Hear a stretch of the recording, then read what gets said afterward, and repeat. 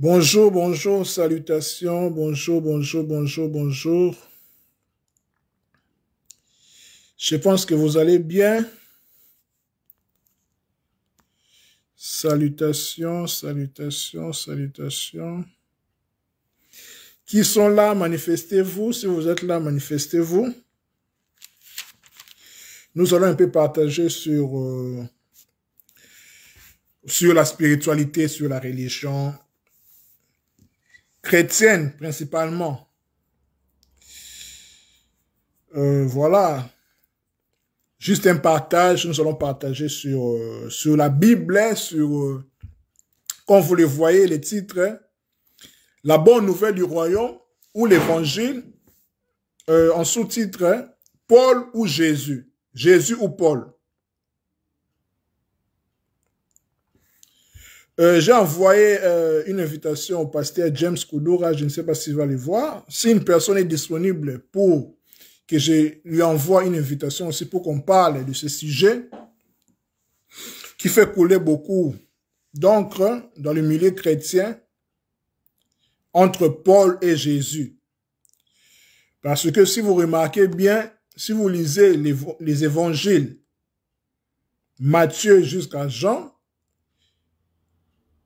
l'évangile de Jésus, le message de Jésus, si vous lisez Paul, les épîtres, vous allez remarquer, je dirais,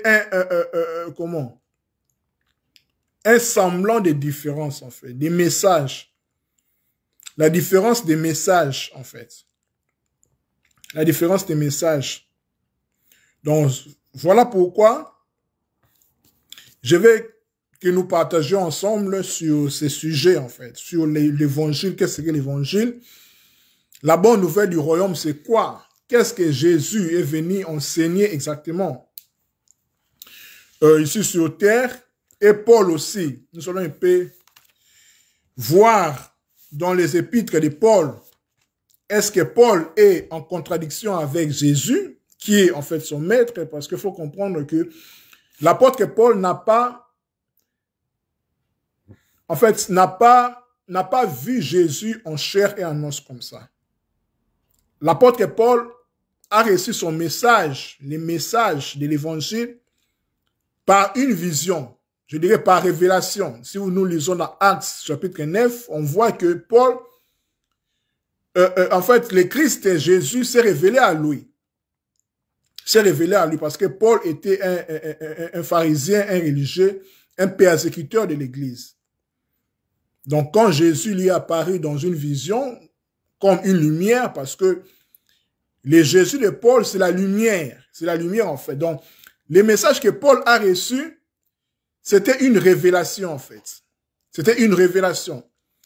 Voilà pourquoi son évangile ou bien son message semble être un peu divergent d'avec de Jésus en fait. Mais nous allons un peu voir au travers des 4 évangiles et les épîtres de Paul, nous allons voir s'il y a vraiment une différence, s'il y a une nette différence entre les messages de Jésus ou bien l'évangile de Jésus et les messages ou bien l'évangile de Paul. Est-ce que Paul a enseigné un autre évangile, un autre message que ceux qu'il a reçus de Jésus, de par la vision, comme je vous ai dit, quand nous lisons dans Actes chapitre 9, parce que Paul a reçu son message par une vision. Donc Jésus se révélait à lui par une vision. Vous comprenez? Donc c'est pour cela que nous allons un peu se balader dans la Bible, dans les évangiles et dans les épîtres, que nous allons un peu voir s'il y a une divergence ou bien des divergences entre Paul et Jésus, ou bien s'il y a convergence. Et puis, qu'est-ce que l'évangile ou bien la bonne nouvelle de Jésus ou bien de Paul, en quoi ça nous concerne exactement? Parce qu'il faut savoir que le plus important est que, comme je le dis toujours, quand nous lisons la Bible, il faut que la Bible soit pour nous un miroir pour qu'on se voie, parce que autrement la Bible ne nous servira à rien. Parce que quand nous lisons la Bible, étant la parole de Dieu pour des chrétiens, comme on dit, ça doit être un outil des miroirs. On doit se voir, en fait, comme un rétroviseur. Vous comprenez? Au-delà de tout ça, de tout cela, et de mettre en pratique. Parce que pour vivre, comme on dit, la vie chrétienne ou bien la vie en Dieu. Vous comprenez? Donc, pour commencer, je vais d'abord commencer par les évangiles. Nous allons voir les évangiles du Christ, Matthieu, Marc, tout ça. Et puis, nous allons voir les épîtres de Paul, s'il y a une divergence ou des divergences entre Paul et Jésus, à propos de la bonne nouvelle, à propos de l'évangile. En quoi consiste réellement l'évangile? Ou bien la bonne nouvelle. D'abord, il faut savoir que pour préciser d'abord, il faut que je définisse qu'est-ce que l'évangile. Mes chers amis, il faut savoir que un mot pour le comprendre, ou bien un concept pour le comprendre, nous devons d'abord obligatoirement rentrer dans sa source, dans son étymologie. Le mot évangile vient du grec evangelion. Evangelion, en Rome, ou bien dans le monde gréco-romain, ça voudrait dire en fait que quand il y avait une bonne nouvelle dans l'Empire romain, il y avait une annonce en fait. On faisait une annonce, on appelait ça évangile, evangelion. La bonne nouvelle en fait. La bonne nouvelle annoncée, c'est une bonne nouvelle annoncée. Vous comprenez? Bonne nouvelle annoncée. Mais il y a une différence avec l'évangile selon le monde juif, selon la pensée hébraïque. Selon la pensée hébraïque, le terme évangile, ou bien le concept évangile, n'est pas la même chose comme dans le monde gréco-romain, comme dans le monde romain en fait. Il a une totale différence. En hébreu, dans la conception hébraïque, dans la conception juive, évangile, ça se dit Basora. Basora. Basora veut dire quoi? Basora a pour racine Bassar. Bassar, qui est aussi un autre nom, ou bien un autre mot, qui converge avec Bassar, c'est Basser. Je m'explique. Ça va nous permettre de comprendre qu'est-ce qu'est réellement l'évangile selon la pensée, selon la pensée de Jésus, selon la pensée, selon la pensée juive, la pensée hébraïque. Nous allons comprendre que en quoi l'évangile nous concerne-t-il? En quoi la bonne nouvelle du royaume nous concerne-t-il? L'évangile, comme je l'ai dit, en hébreu, dans la pensée romaine, c'est la bonne nouvelle. Quand il y avait une bonne nouvelle, on annonçait en fait au roi. C'était plus politique en fait. On annonçait une bonne nouvelle. On appelait ça evangelion. Evangelion, c'est en grec, évangile. C'est la bonne nouvelle. On vous annonce une bonne nouvelle. C'est plus politique, dans un format politique. Mais dans la pensée juive, dans la pensée hébraïque, évangile, ça se dit Bassora. Bassora a pour racine Bassar. Bassar qui veut dire la chair. La chair. La chair veut dire quoi? La chair, c'est ce qui est à l'intérieur de nous. Là où il y a, en fait, c'est notre, comment? C'est notre ombre, en fait. C'est là où dort notre partie, en fait, notre partie, je dirais notre partie qui cache la connaissance en nous. Bassar. Bassar peut se dire aussi basser. Basser qui veut dire information. Vous comprenez? Donc, on comprend que l'évangile est une information. L'évangile annoncé à nous, c'est-à-dire qu'on nous annonce quelque chose qui est déjà en nous, qui est déjà informé en nous, l'information en nous. L'évangile sert à nous informer quelque chose. La formation en nous, information, informe, dans la forme en nous, en fait. Donc, cet évangile-là doit nous rappeler, en fait, qui nous sommes exactement dans nos profondeurs, en fait.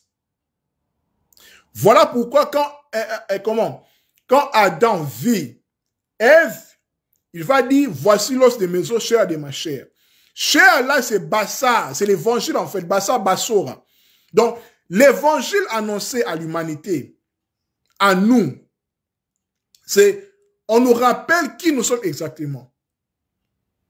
C'est le rappel de notre divinité, de notre intériorité, ce qui est caché en nous, le divin qui est caché en nous, en fait. Le Christ qui est caché en nous. C'est ça l'évangile, en fait. L'évangile n'est pas d'ordre de morale, en fait, le bien et le mal. Non. Ça, c'est plus primaire, en fait.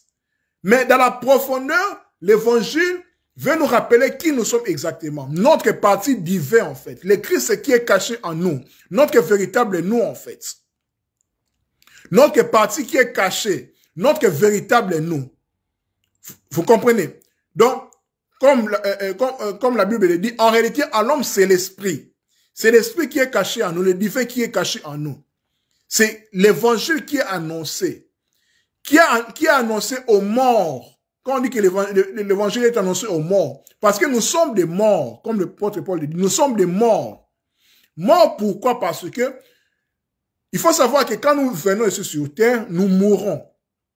Nous sommes des morts, en fait. La naissance est une mort. Parce que notre esprit, en réalité, nous sommes esprits, nous descendons dans la matière. Nous sommes ensevelis dans notre corps, parce que nous ne sommes pas notre corps. Nous entrons dans ce corps, nous sommes formés dans ce corps, en fait. Notre corps, c'est un cercueil, en fait. C'est un sarcophage. Mais notre véritable nous, mon véritable moi, c'est à l'intérieur, en fait. L'esprit. L'esprit qui a plusieurs dimensions, en fait, qui est multidimensionnel. L'esprit qui a des facultés d'imaginer, de penser, de sentir, d'avoir des émotions. Toutes ces choses-là, en fait, c'est ce qui constitue, en fait, mon esprit. Mais qui est en fait stratifié, qui a plusieurs couches, en fait. Vous comprenez? Dans l'esprit, là, on voit l'âme. Il y a plusieurs niveaux, en fait. Donc, tout ça, c'est moi. Tout ça, c'est l'être humain. Le corps, c'est juste pour qu'on interagit avec la matière. Mais en réalité, nous sommes esprits. Notre corps ici, ce n'est pas nous en réalité. Notre corps, c'est ce que nous avons. C'est ce que nous avons, en fait. Mais notre être-té, notre véritable nous, c'est l'esprit, en fait, qui en réalité, c'est toi. Et dans cet esprit-là, est caché le divin, est caché le Christ. Vous comprenez? Voilà pourquoi l'apôtre Paul dit, dans sa mission en faveur de l'Église, quand nous lisons dans Colossiens chapitre 1, à partir du verset 14, il dit ceci, je vais lire, pour expliquer en fait, qu'est-ce qu'est l'évangile, en fait. Est-ce que Paul dit contraire à Christ? Nous allons le comprendre ici. Colossiens chapitre 1, verset 24. Il dit ceci. Maintenant, je me réjouis des souffrances que j'éprouve pour vous. Car en ma personne, je complète ainsi ce qui manque encore aux souffrances du Christ. Pour son corps, qui est l'Église? Point, je m'explique. En fait, l'Église, c'est quoi? L'Église, c'est le corps du Christ. C'est l'épouse du Christ. C'est comment?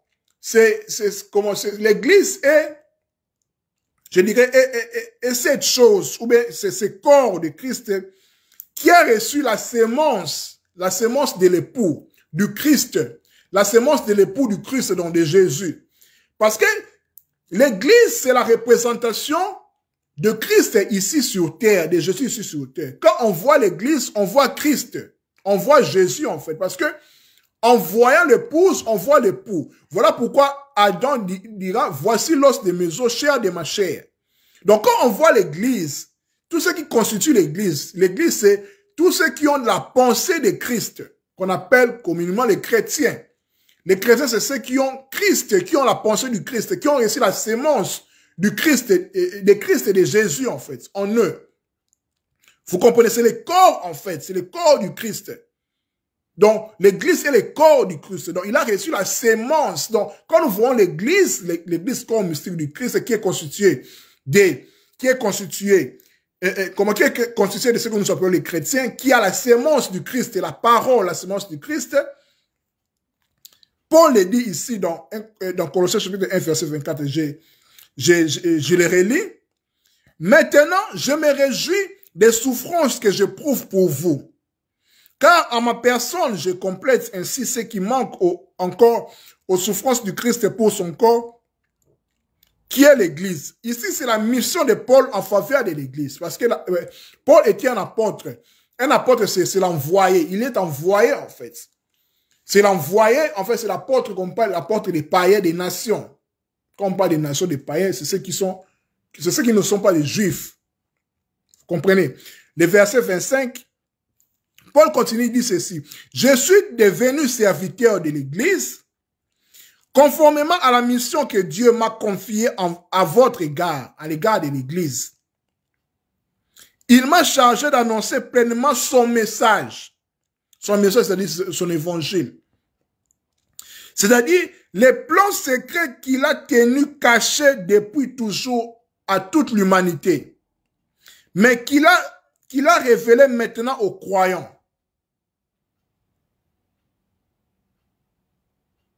Vous comprenez? Qu'il a révélé maintenant aux croyants. C'est-à-dire les croyants qu'on appelle communément les chrétiens, ceux qui ont épousé la pensée du Christ, ceux qui ont reçu la sémence de l'époux qui est Jésus, qui est Christ, la sémence, en fait, la parole. Quand je vous ai dit que quand on voit l'épouse, quand on voit l'épouse, on voit directement l'époux. Voici l'os de mes os, chair de ma chair. Parce qu'ils sont un, parce que l'Église est le corps du Christ. Vous comprenez? Il continue dans le verset 26, Colossiens 1. C'est-à-dire, les plans, ce message-là, c'est les plans secrets qu'il a tenus cachés depuis toujours à toute l'humanité. Mais qu'il a révélé maintenant aux croyants. C'est-à-dire aux chrétiens qu'on appelle les chrétiens communément. Parce que comme je vous l'ai dit, que chrétiens veut dire ceux qui sont comme Christ, ceux qui ont la sémence du Christ, ceux qui ont reçu les spermes, les spermes de Jésus, c'est-à-dire qu'ils ont reçu les intercelles de Jésus, la sémence de Jésus. Voilà pourquoi Paul, ici, dans sa mission en faveur de l'Église, dans Colossiens chapitre 1, à partir du verset 24, dans le verset 26, il dit ceci,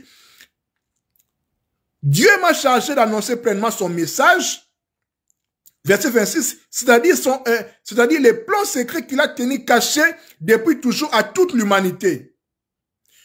Salut mon vieux, beaucoup m'ont dit. Le thème, en fait, c'est la bonne nouvelle du royaume ou l'évangile. Deux points, Paul ou Jésus. En fait, j'essaye un peu de trouver les convergences. Des convergences entre Paul et Jésus, en fait. Parce que beaucoup de personnes pensent que, on a comme l'impression, comme si Paul va à la contre de Jésus, en fait.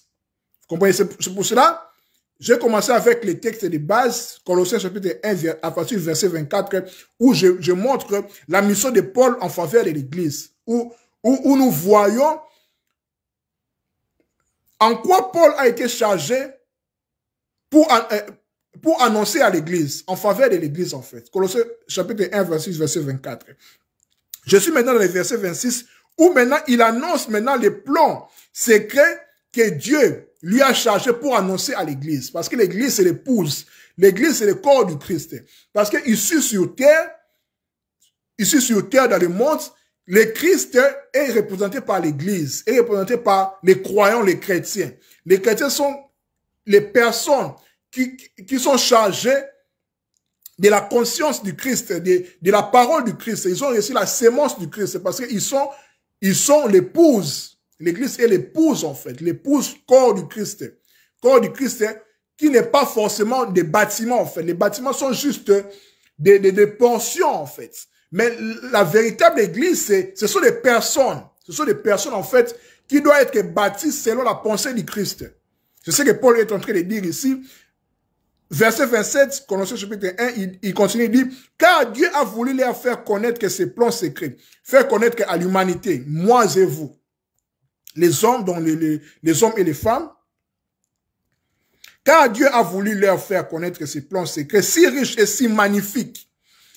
Magnifique, ici, le mot magnifique vient du grec magnus. Dans magnifique, il y a magnus, c'est-à-dire grand, quelque chose de magnifique, quelque chose de grand, en fait, de grandiose. Qui parle de grandeur, parle de gloire.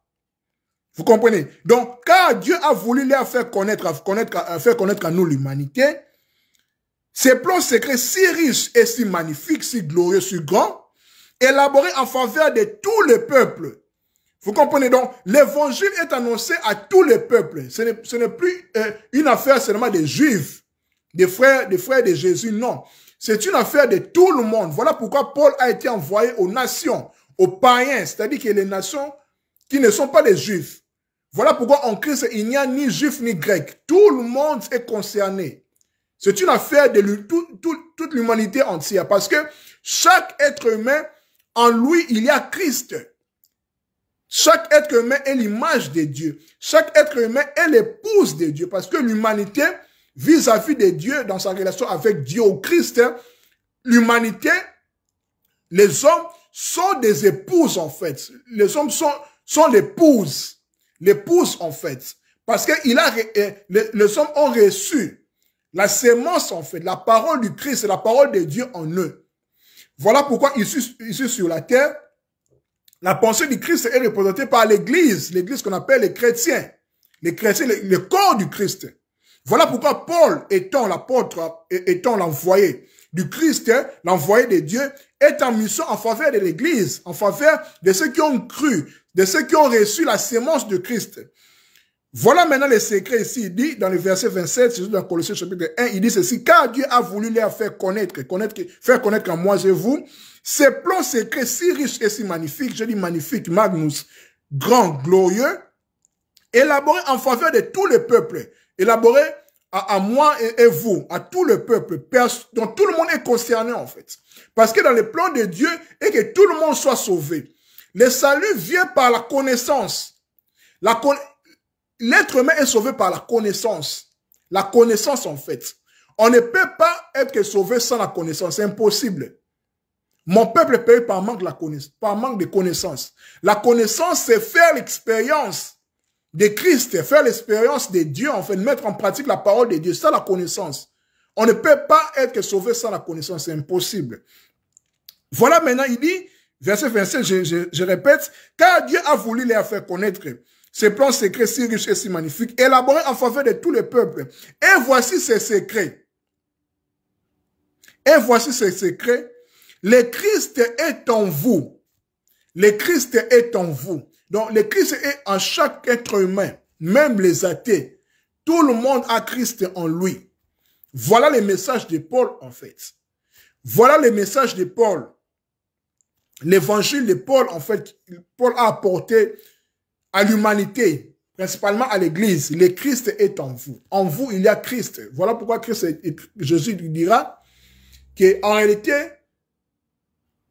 ne savez-vous pas que vous êtes des dieux, les fils du Dieu très haut, en fait. Parce que Christ est en vous.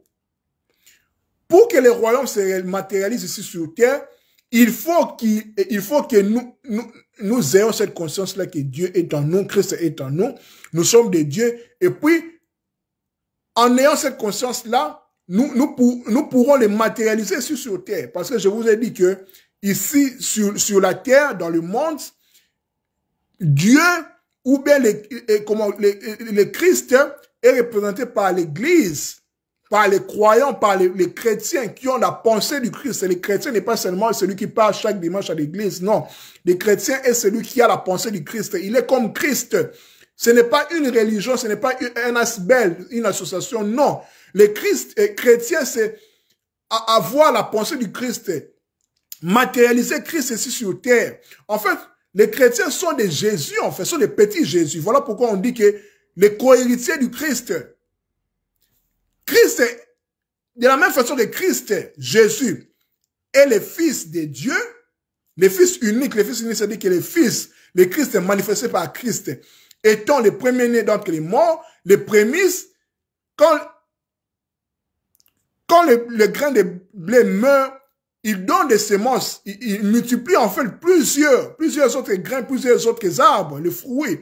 Les chrétiens en fait, nous, tous les êtres humains, tous les peuples qui sont concernés par cet évangile-là, par ce message. Donc, nous tous, nous sommes des Christ en fait. Donc, nous devons matérialiser, nous devons manifester Christ.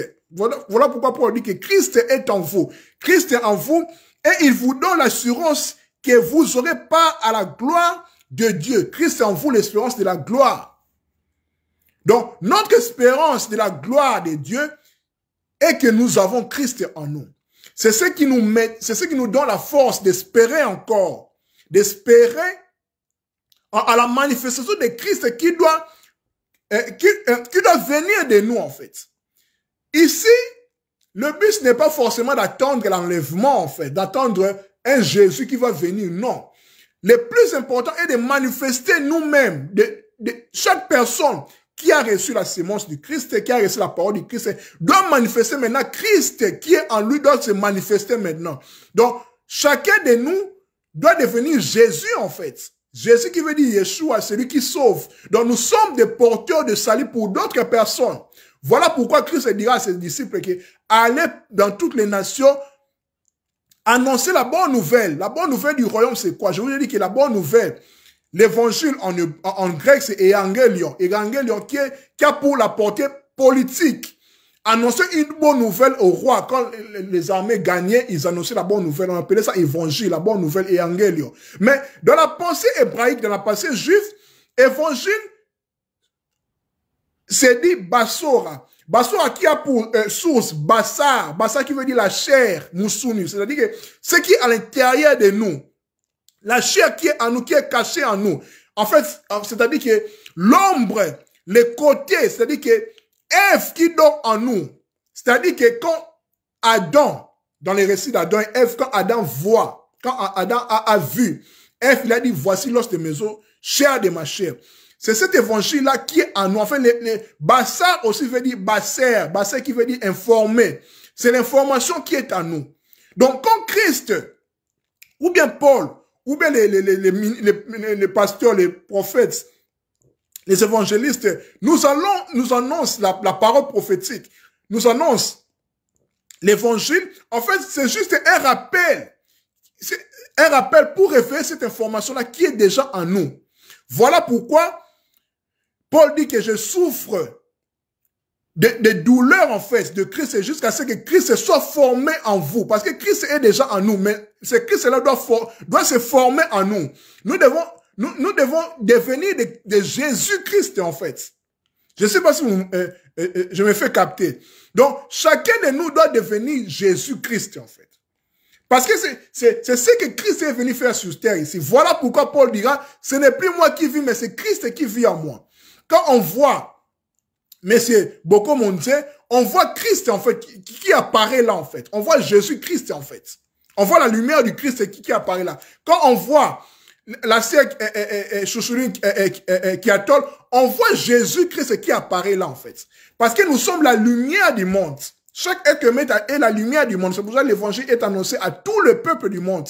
En Christ, il n'y a ni juif ni grec. Tout le monde est concerné. Le Christ qui est en nous. Colossiens chapitre 1 à partir du verset 24.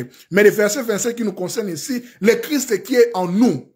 Christ est en vous l'espérance de la gloire. La gloire de Dieu ne se verra que si Christ qui est en nous doit se manifester en fait. On doit manifester ce Christ-là qui est en nous. Pourquoi? Parce que l'évangile, Bassora, en hébreu, qui a pour racine Bassar, la chair qui est en nous, qui dort en nous. Et la chair là qui est la côte, là, la côte. Et comment les côtés, c'est pas la côte en fait, les côtés qui étaient retirés d'Adam, parce que Adam était double en fait. Adam, c'est cette dualité-là qui cachait l'homme et la femme. Voilà pourquoi quand Adam vit Ève, quand il y a eu séparation, il dit, voici l'os de mes os, chair de ma chair en fait. Voilà pourquoi Christ pourrait dire, Christ qui est l'Adam, le second Adam, peut dire à l'église, l'épouse qui est Ève, peut dire, voici l'os de mes os, chair de ma chair. Quand il voit la sœur Ekiator Chouchouline, il voit monsieur Nzebokomo et toutes les personnes qui me suivent, il peut dire, voici l'os de mes os, chair de ma chair. Parce qu'il voit que la sémence là qui est en eux, en fait, c'est ma sémence en fait. Parce que Christ est en nous. Vous comprenez? Salut ma soeur Ekiatol. Vous comprenez? Donc Christ est en nous. Ce n'est plus moi qui vis. Ce n'est plus nous qui vivons, mais c'est Christ qui vit en nous. Donc quand on voit ceux qui portent la sémence de Christ, on voit Jésus, on voit Christ en fait. Parce que Jésus c'est qui? Jésus c'est en grec, Yeshua en hébreu. Yeshua qui veut dire Dieu est mon salut. C'est un nom-fonction. Parce que dans le monde hébraïque, même partout, même dans toutes les traditions, en fait, porter un nom, c'était en fait prophétique. C'était une mission, en fait. Quand on te donne un nom, on te confie une mission à faire. Donc, Yeshua, on l'appellera Yeshua, comme Gabriel l'a dit à Marie. On va l'appeler Jésus, celui qui va sauver son peuple. Donc, son rôle n'est que pour sauver son peuple, en fait. Donc, il n'a pas d'autre mission à faire que sauver son peuple. Voilà pourquoi le nom est très important. Voilà pourquoi Dieu nous connaît pas par les noms de nos familles, en fait, mais Dieu connaît nos noms que lui-même nous a donnés, en fait. C'est un nom prophétique, c'est un nom fonction pour accomplir une mission ici sur terre. Vous comprenez? Donc, quand nous portons déjà la sémence du Christ qui est en nous. Quand nous accomplissons cela, quand Christ se manifeste en nous, nous devenons comme Christ. Ce n'est plus nous qui vivons, mais maintenant c'est Christ. C'est l'image de Christ qui vit maintenant, qui vit au travers de nous en fait. Voilà pourquoi nous pouvons apporter le royaume de Dieu ici sur terre.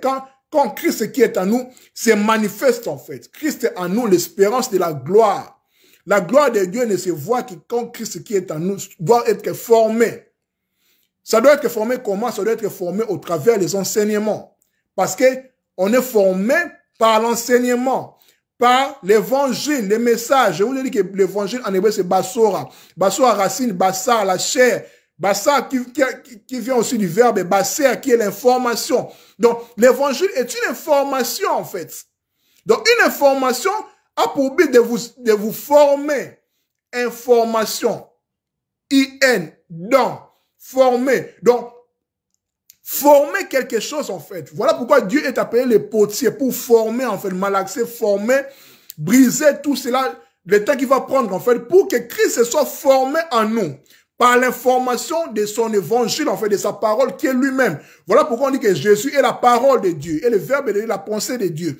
Quand cette pensée-là est en nous, qui est déjà en nous, en fait, parce que Christ est en nous, quand il vient nous annoncer cela au travers, les 5 ministères, les pasteurs, les prophètes, les évangélistes et tout cela, eux ne sont que des canaux, en fait, des canaux pour nous rappeler, en fait. C'est ça, en fait, l'éveil. Quand on dit l'éveil, les réveils.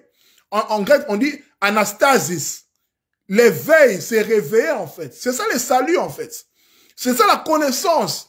Nous sommes sauvés par la connaissance, par l'annonce. Quand Christ est formé en nous, nous sommes sauvés, nous sommes éveillés. Nous sommes réalisés en fait. Et nous pouvons maintenant être des Jésus-Christ ici sur terre. Vous comprenez?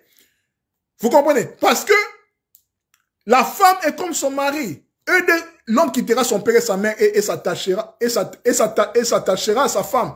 Christ a quitté son père et sa mère, est venu s'attacher avec l'humanité et l'église en fait. Il a donné la sémence, la parole, le sperma, la sémence en fait pour former, pour former en fait, pour se former à son épouse, à l'église là. L'église qui est la représentation de Christ et de Dieu ici sur terre. C'est la pensée de Christ ici sur terre. Vous comprenez? Je vais vous lire encore un chapitre. Un chapitre. Toujours l'apôtre Paul. Là, nous venons de lire dans Colossiens 1 et 24, là où je vous ai montré la mission de Paul en faveur de l'église. Maintenant, je nous lis Ephésiens chapitre 3. Je commence à partir du verset 7 jusqu'en bas. Paul dit ceci. Ici, c'est sa mission chargée en faveur des non-juifs, c'est-à-dire en faveur de nous, les païens, c'est-à-dire que les non-juifs, en fait. Je suis devenu serviteur de la bonne nouvelle, c'est-à-dire que de l'évangile, de cette information-là. Comme je vous ai dit, Bassora, bonne nouvelle, l'évangile en hébreu, c'est Bassora. Bassar, cher. Basser aussi, qui est l'information, qui est en nous, en fait. Quand on nous informe de quelque chose, ça doit se révéler en nous, parce que Christ est en nous. Cette parole-là dort en nous, en fait. On l'a oublié quand Adam a quitté, est parti en exil, a chuté, en fait. On a oublié cela. Mais quand Christ est venu, il est venu annoncer cette bonne nouvelle-là, cette information que Adam avait avant la chute pour nous révéler, c'est là, en fait. Vous comprenez? Donc, je suis devenu serviteur de la bonne nouvelle grâce à un don que Dieu, dans sa bonté, m'a accordé en agissant avec puissance. Verset 8, je suis le moine de tous les croyants. Pourtant, Dieu m'a accordé cette faveur d'annoncer aux non-juifs, moi et vous, la richesse infinie du Christ. Christ est là qui est en nous. Verset 9, je dois mettre en lumière pour tous les humains la façon dont Dieu réalise son plan secret. Ce plan secret-là, nous l'avons vu dans Colossiens chapitre 1 à partir du verset 24. Ce plan secret-là, c'est Christ qui est en nous. Christ est en nous, l'espérance et la gloire. L'assurance et la gloire de Dieu.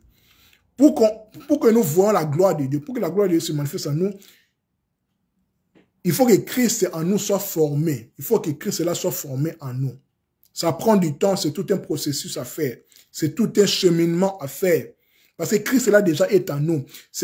En fait, c'est un grain en fait. C'est une graine en fait qui doit germer, qui doit devenir, qui doit porter des fruits en fait. Pour que d'autres viennent aussi en profiter. Voilà pourquoi Christ dira à ses disciples, allez partout annoncer la bonne nouvelle du royaume. Parce qu'un disciple accompli devient comme son maître. Étant les disciples de Christ, nous devenons comme lui. On peut même faire plus que lui-même aussi. Vous comprenez? Parce que c'est possible, parce que Christ là est en nous. Ce message-là est en nous. Cette information-là est en nous, dans notre chair, dans notre Basser, pardon. L'information, l'évangile en hébreu, c'est Bassora. C'est en nous, en fait. Vous comprenez? Verset 9, Éphésiens chapitre 3. Je dois mettre en lumière pour tous les humains, la façon dont Dieu réalise son plan secret. Je vous ai dit que le plan secret là, c'est Christ qui est en nous, l'espérance et la gloire. Selon grand maître, que j'aimerais savoir si le sujet c'est Jésus ou Paul, ou bien le Christ en nous. En fait, le sujet c'est la bonne nouvelle du royaume ou l'évangile, Jésus ou Paul. En fait, le but ici est de converger, en fait, les messages de Jésus et de Paul. Parce que beaucoup de personnes, quand nous lisons Paul, on pensera que Paul est contre Jésus, en fait. Or que l'enseignement de Paul confirme l'enseignement de Jésus, en fait. Parce que l'enseignement de Paul est gnostique, en fait. L'enseignement de Paul est savante, en fait. Vous comprenez? L'enseignement de Paul n'est pas destiné à tout le monde. Attends, je termine de lire Éphésiens chapitre 3 à partir du verset 7, et puis je vais lire maintenant un autre verset pour confirmer, en fait, l'enseignement de Paul porte sur quoi. Et puis je vais faire la liaison avec l'évangile de Jésus, en fait. Verset 9, je dois mettre en lumière pour tous les humains la façon dont Dieu réalise son plan secret, lui qui est le créateur de toutes choses. Il a tenu caché ses plans depuis toujours. Verset 10, afin que maintenant, grâce à l'Église, vous comprenez? Donc, l'Église a la responsabilité d'annoncer la pensée de Christ ici sur terre, voire même dans d'autres dimensions de l'univers. Paul le dit ici. Il a tenu caché ses plans depuis toujours dans Dieu. Verset 10, afin que maintenant, grâce à l'Église, parce que l'Église est l'épouse du Christ, l'Église porte la sémence du Christ, en fait. Porte la sémence, le sperme, la parole, la pensée du Christ, en fait. Grâce à l'Église, les autorités et les puissances du monde céleste puissent connaître la sagesse divine sous tous ses aspects. Or que cette sagesse-là, c'est Christ. Paul le dit dans Colossiens, en Christ est caché toutes les trésors de la connaissance et la sagesse et la sagesse de Dieu. C'est Christ. Christ est là, est en nous, est dans l'église. L'église est chargée d'annoncer, d'enseigner même toutes les puissances du monde, toutes les autorités des puissances du monde céleste. Pour qu'ils comprennent la sagesse divine sous tous ses aspects. Vous comprenez? Donc, l'église, par les 5 ministères, par les apôtres, les prophètes, les pasteurs, les docteurs, les évangélistes, ont cette responsabilité-là d'annoncer. Ont cette responsabilité-là d'annoncer cette sagesse-là divine sous tous ses aspects aux autorités et aux puissances du monde céleste. Vous comprenez? Il continue le verset 11. Tout cela est conforme au projet éternel de Dieu qu'il a réalisé par Jésus-Christ notre Seigneur. Je vais continuer le verset 12. Dans l'union avec le Christ et par notre foi en lui, la foi c'est la connaissance en fait. La foi c'est la connaissance, la foi c'est pas la croyance. Parce que la foi, pour que la foi atteigne sa maturité, ça doit commencer d'abord par la croyance. Pour qu'on acquiert la connaissance, on doit commencer d'abord par croire. En croyant à la chose, on ne s'arrête pas à la croyance. On doit évoluer. On doit faire l'expérience, en fait. On doit connaître la chose. Voilà pourquoi Jésus dira dans Jean chapitre 17, verset 3, « Or que la vie éternelle consiste à la connaissance de Dieu et de son envoyé Christ. » Parce que Christ, c'est Dieu, en fait. C'est la pensée de Dieu. Manifestée en Jésus-Christ. C'est l'incarnation de Dieu sur terre, en fait. C'est ça la vie éternelle. La vie éternelle, c'est pas une affaire quand tu vas mourir et puis tu vas atteindre l'enlèvement. Non, c'est pas ça. La vie éternelle peut être vécue en étant vivant ici sur terre. C'est la connaissance de Dieu. Quand tu connais Dieu, quand tu connais Christ, quand Christ est là qui est en toi, quand il se manifeste, quand tu manifestes les œuvres de Christ, quand tu es né de nouveau, tu as déjà la vie éternelle. Parce que la vie en soi est déjà éternelle, en fait. Parce que la mort n'existe pas. La mort, parce que notre corps ici, ce n'est pas nous. Quand nous allons mourir, entre guillemets, c'est-à-dire quand notre être va se séparer avec notre véhicule ici, en fait. Parce que le corps, comme je l'ai dit, le corps est ce que nous avons. Mais l'esprit, c'est ce que nous sommes, en fait. En réalité, nous sommes esprit. Je ne vous dis pas que de négliger votre corps. Parce que nous sommes venus ici sur terre pour un but, en fait. Voilà pourquoi Christ est venu ici sur terre. Dans Hébreu, il dit, tu n'as voulu ni sacrifice ni holocauste. C'est Christ qui dit, en fait. Il n'était pas encore incarné sur terre. Tu n'as voulu ni sacrifice ni holocauste, mais tu m'as formé un corps. Un corps là, c'est Jésus, c'est Yeshua. Yeshua, c'est Dieu et salut, en fait. Il est venu pour sauver son peuple. Il est venu pour sauver son peuple. Sauver de quoi? Sauver de ce que Adam, parce que Adam, en fait, Adam, c'est nous, en fait. Adam et Ève, c'est nous, c'est l'histoire de l'humanité. Adam a chuté. Maintenant, Adam doit se repentir, doit retourner, en fait. Doit retourner dans son premier état, en fait. Voilà pourquoi Christ est venu pour annoncer la bonne nouvelle, l'évangile. Rappeler à l'Adam, moi et vous, parce que l'Adam, c'est ce corps, Adam, la terre, de dire qu'en toi, le souffle de Dieu que Dieu a insoufflé dans votre narine, c'est l'intercès de Dieu là qui est en vous, là, le Christ là qui est en vous, là. Rappelez-vous, en fait, éveillez-vous, en fait. C'est pour ça que Jésus-Christ est venu sur terre. Pour annoncer la bonne nouvelle. L'évangile, les bassora, je vous ai dit, bassora, bassa, c'est la chair, qui veut dire aussi basser, c'est l'information. Parce que l'évangile, c'est l'information. On t'informe de ce que tu connais déjà en toi, mais qui dort. Tu as oublié, en fait. Voilà pourquoi Christ dira, coucou ma sœur Christelle Omin Obokonche. Voilà pourquoi Christ dira dans Jean 8, vous connaîtrez la vérité et la vérité vous affranchira. Qu'est-ce que la vérité?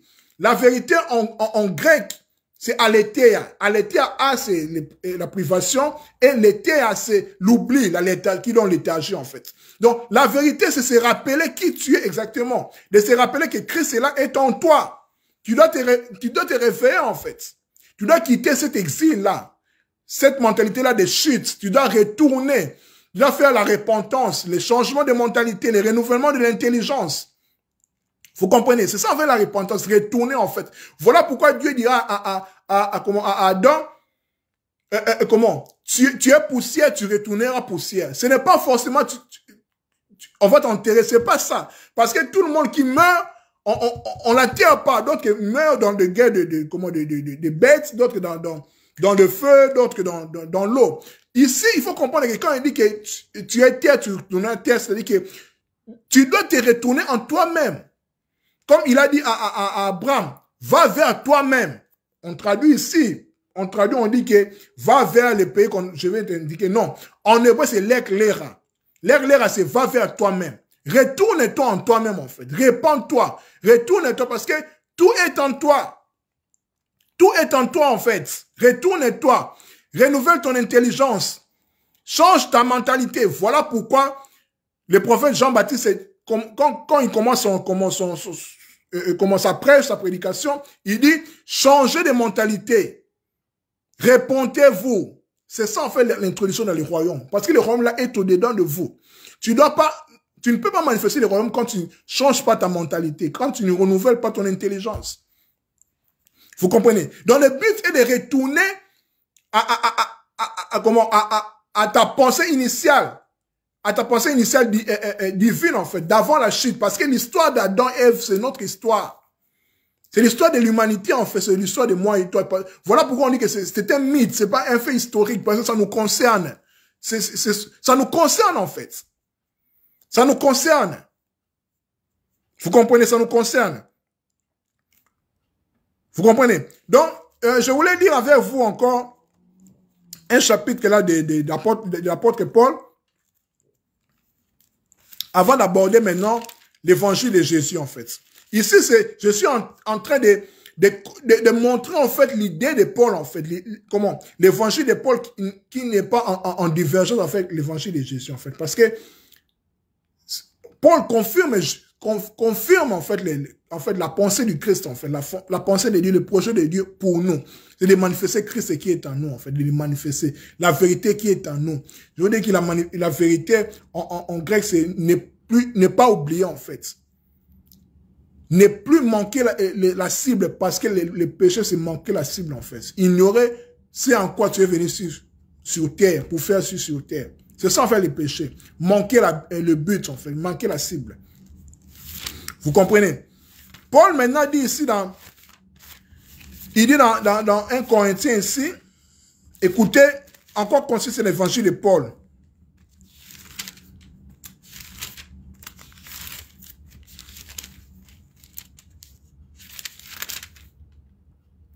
Écoutez son évangile, en fait. En fait, il annonce le Christ qui est crucifié. Le Christ est crucifié, le Christ qui est crucifié, en fait, c'est Jésus qui est crucifié. C'est-à-dire que c'est la chair qui est crucifiée, en fait. La chair qui est crucifiée. Vous comprenez? 1 Corinthiens chapitre 2, je vais lire jusqu'au verset 6. Quand je suis allé chez vous, frères, pour vous révéler les plans secrets de Dieu, qu'on vient de lire dans Éphésiens 3 et dans Colossiens 1, Christ qui est en nous l'espérance de la gloire, les plans secrets de Dieu, je n'ai pas usé